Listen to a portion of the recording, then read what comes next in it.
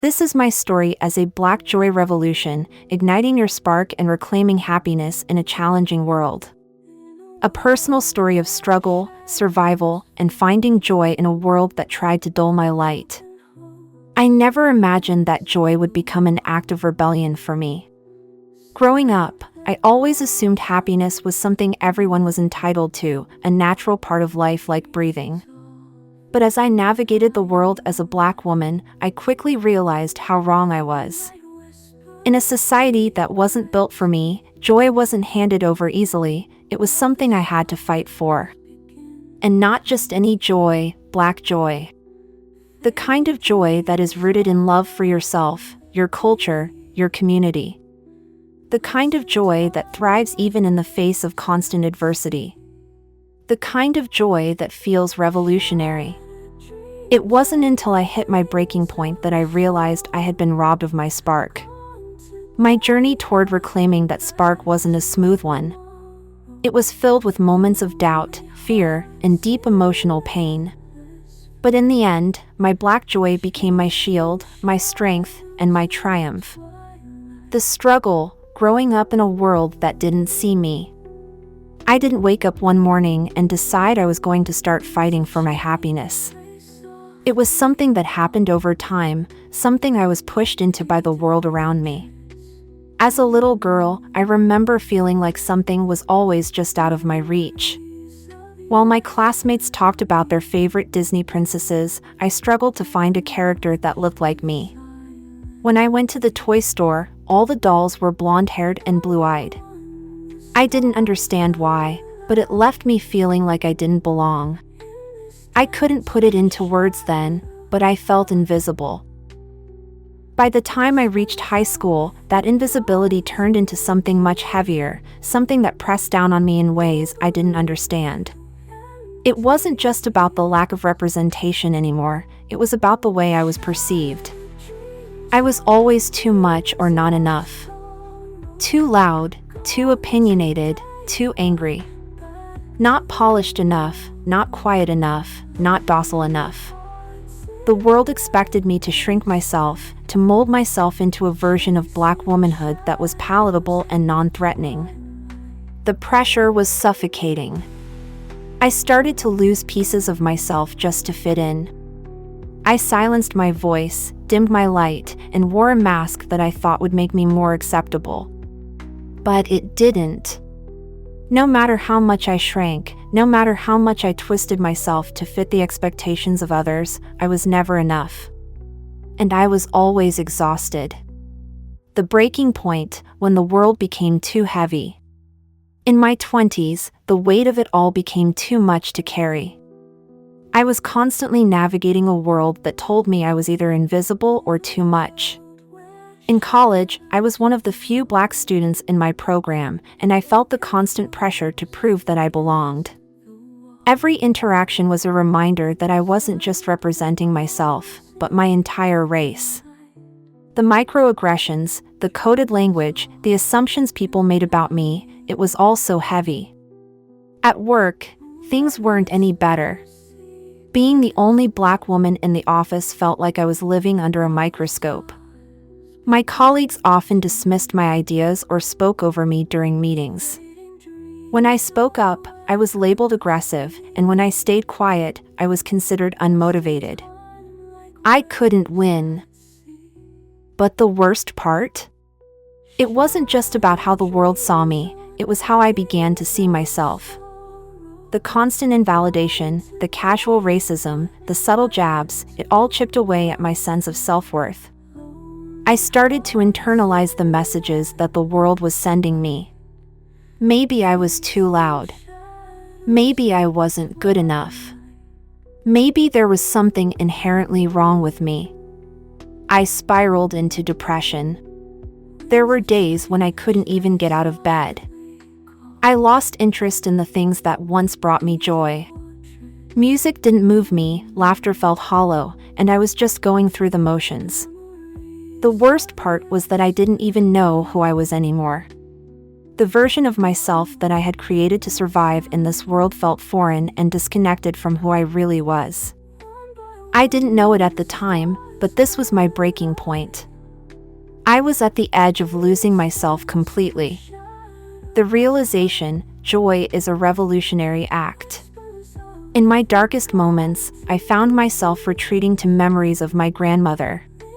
She was a force of nature, strong, unapologetically black, and full of joy. I used to watch her dance in the kitchen, her smile lighting up the room. She always had a laugh ready, even after a long day of work. I never fully understood where that joy came from until I was much older. My grandmother grew up in the South during the height of segregation. She lived through some of the most violent and oppressive times in this country's history. Yet, she found joy. She created it, nurtured it, and passed it down to her children and grandchildren. Her joy wasn't an accident, it was an act of defiance. It was her way of saying, "I will not let this world break me." The more I thought about her, the more I realized that joy wasn't just a feeling, it was a revolutionary act. For Black people, joy is radical. It's a way of reclaiming our humanity in a world that constantly tries to strip it away. It's a way of saying, I deserve to be happy, I deserve to be seen, and I deserve to take up space. The journey, reclaiming my spark. I knew I had to start reclaiming my joy, but it wasn't easy. It wasn't a light switch I could just flip. It took time, therapy, and deep inner work. But little by little, I started to rediscover myself. One of the first things I did was reconnect with my culture. I surrounded myself with Black art, Black music, and Black stories. I found comfort in the words of writers like Audre Lorde and Bell Hooks, who reminded me that Black joy was my birthright. I immersed myself in the rhythms of old soul records and danced like no one was watching, just like my grandmother used to. It was in these small moments that I started to feel alive again. I also began to distance myself from environments that drained me. I left a toxic job that didn't value my contributions and found a community that celebrated me for who I was. It was terrifying to walk away from what was familiar, but it was necessary. I started to prioritize my mental health, setting boundaries and protecting my peace. I stopped shrinking myself to fit into spaces that weren't meant for me. But perhaps the most important thing I did was redefine what joy meant for me. I stopped looking for joy in the ways the world told me I should, through material success or validation from others. Instead, I found joy in the simplest of things: a quiet morning with a cup of tea, a heartfelt conversation with a friend, the sound of my own laughter. I began to realize that joy wasn't something I had to chase, it was something I could create for myself. The revolution, living in my joy. Today, I live in my joy unapologetically. It hasn't been an easy journey, and there are still days when the weight of the world tries to dim my light. But I've learned that my joy is non-negotiable. It is my power. It is my revolution. I know now that choosing joy in a world that constantly tries to steal it from you is an act of resistance. It is an act of self-love. And for Black people, it is an act of revolution. I carry my joy with me wherever I go, and I no longer feel the need to hide it. I smile wide, I laugh loudly, and I take up space because I deserve to. I don't need permission to be happy, to be free, to be me. There is something so beautiful and powerful about Black joy. It's not just about happiness, it's about survival. It's about thriving in a world that wasn't built for us. It's about reclaiming our spark and holding on to it fiercely. And every time I choose joy, I feel my grandmother's spirit dancing right alongside me. Black joy is my revolution. It's how I've reclaimed my happiness in a world that tried to take it from me. And it's how I'll continue to thrive, no matter what challenges come my way. This is my story of struggle, survival, and reclaiming joy. It's a story of refusing to let the world define my worth or my happiness. And it's a reminder to anyone who reads this, your joy is your power. Hold on to it, nurture it, and never let it go. Because in a world that tries to break you, your joy is the greatest act of resistance you have. Overcoming the darkness, finding my way back to joy. The moment I decided that my joy was worth fighting for, everything began to change. It wasn't immediate or easy, but for the first time in what felt like years, I believed that I deserved happiness. I understood that joy wasn't something to stumble upon, it was something I had to cultivate. And I couldn't do it alone. Therapy was one of the first major steps I took. I was hesitant at first. There's a stigma around mental health in our community, especially when it comes to therapy. I grew up in a household where we were taught to pray it away or push through our pain in silence. But my suffering had grown too heavy to carry alone. I found a therapist who specialized in the unique challenges faced by Black women, and I can't express how transformative that decision was for me. In those sessions, I was given space to unpack years of emotional trauma, societal pressures, and personal grief. My therapist helped me untangle the knot of feelings that had built up over the years, the microaggressions I faced at work, the constant need to prove myself, the exhaustion from always being on. She validated my experience in a way I had never experienced before. Therapy helped me realize that it wasn't my fault that I had felt so lost, so disconnected from joy. The world I lived in constantly tried to undermine my worth, but I had the power to take that back. Beyond therapy, I also began practicing mindfulness and meditation. At first, it felt foreign, sitting with my thoughts rather than running from them. But it became a critical part of my healing. I learned to center myself, to breathe through the moments of pain and anxiety, and to find peace in the present. Meditation taught me that I didn't have to be perfect to be happy. I could be flawed, healing, and still worthy of joy. Another key to my transformation was reconnecting with community. I had always felt so isolated in my struggles, believing that no one could understand what I was going through. But I was wrong. I found a network of Black women who were also on their own journeys to reclaim joy, and through them, I realized that I was never alone. These women became my lifeline, my sisters in the revolution of joy. We shared our stories, laughed together, cried together, and, most importantly, we lifted each other up. There's something incredibly healing about being seen and understood by people who share your experience. That sense of community became a source of strength for me. I also sought joy in small, daily practices. For so long, I had been looking for joy in grand gestures or big milestones, things like getting a promotion or achieving some external validation. But true joy, I discovered, could be found in the everyday moments.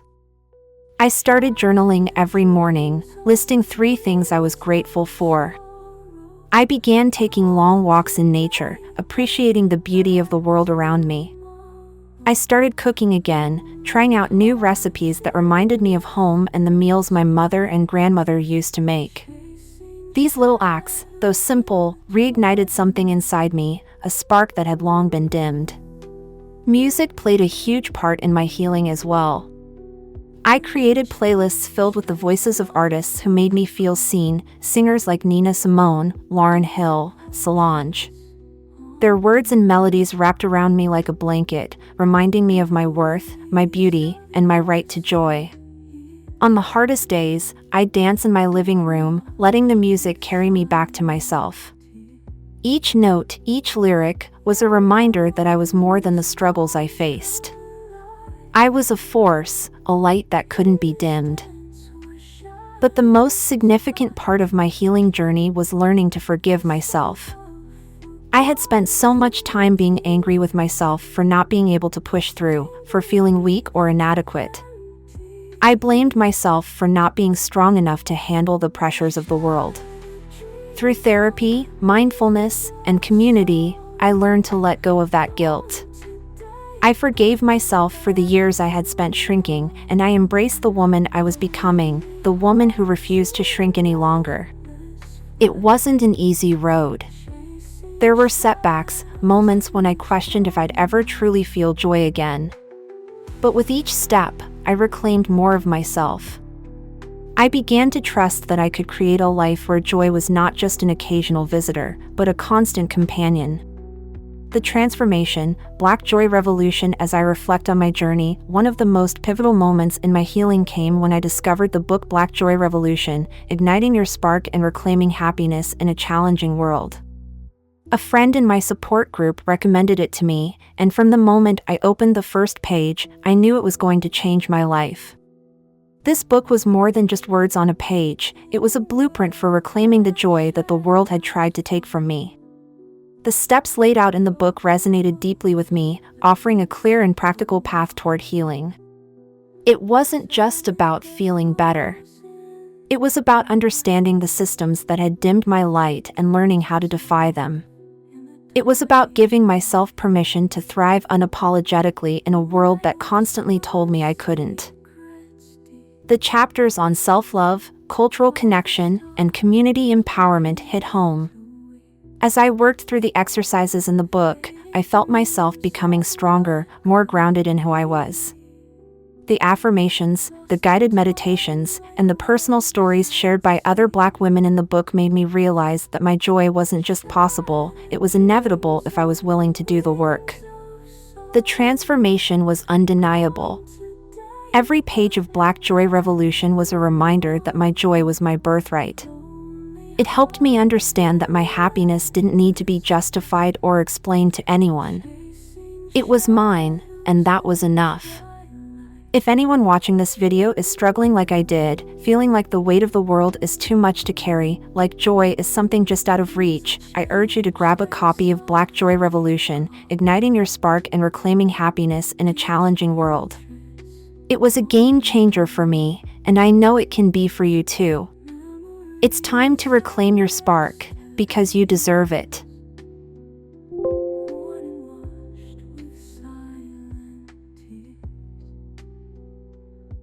by one, the stars come.